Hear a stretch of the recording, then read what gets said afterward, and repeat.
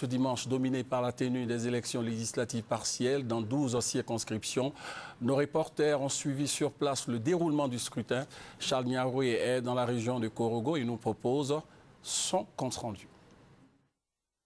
Le scrutin partiel pour la législative suscite beaucoup d'intérêt.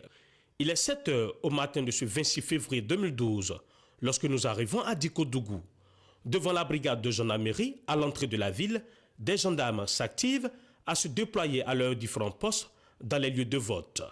Ils reçoivent le soutien du préfet du département, venu les saluer et s'enquérir de la situation qui les maintient encore à la brigade.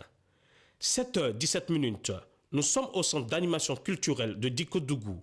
Ce lieu de vote renferme 3 bureaux. Les électeurs sont mobilisés.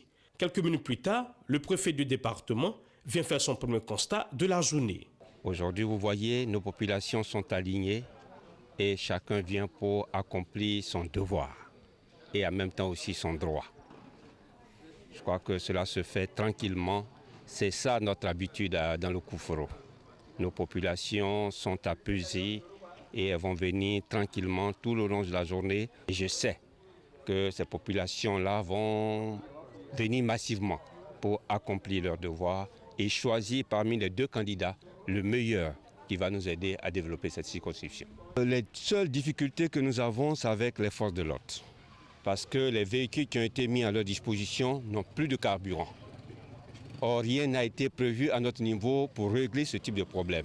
Mais nous sommes en contact avec la station pour voir dans quelle mesure du carburant pourra leur être donné pour que les gendarmes soient redéployés dans les différents bureaux de vote. 8 h 10 minutes, nous voici sur le chemin du retour sur Korogo.